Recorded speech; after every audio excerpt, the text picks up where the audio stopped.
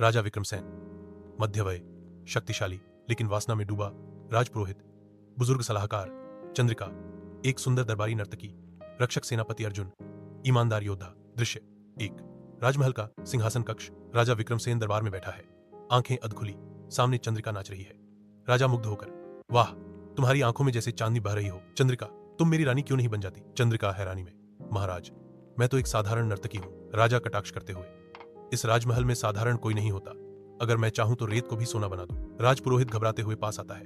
राजपुरोहित, महाराज, प्रजा विद्रोह की तैयारी कर रही है, सीमाओं पर आक्रमण हो रहा है, कृपया। राजा गुस्से से, मुझे युद्ध नहीं, चंद्रिका चाहिए। राजा वो होता है जो दिल जीतता है, तलवार नहीं चलाता।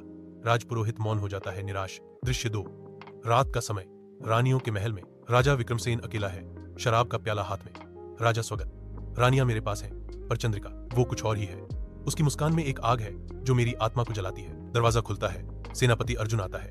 अर्जुन, महाराज, शत्रु सीमा लांघ चुके हैं, अगर अभी आदेश न मिला तो राजधानी तक पहुंच जाएंगे। राजा बिना देखे, तुम युद्ध लड़ो अर्जुन, मैं प्रेम की लड़ाई लड़ रहा हूं। अर्जुन आहत होकर, प्रेम या वासना? महाराज। राजा चुप हो जाता है, आंखों में एक पल को ग्लानि। दृश्य 3। चंद्रिका का कक्ष। चंद्रिका अकेली बैठी है, रुआंसी। चंद्रिका, स्वगत, मैं मोहरा बन गई हूं एक राजा की वासना का, न कला रही न सम्मान। दरवाजे पर अर्जुन आता है।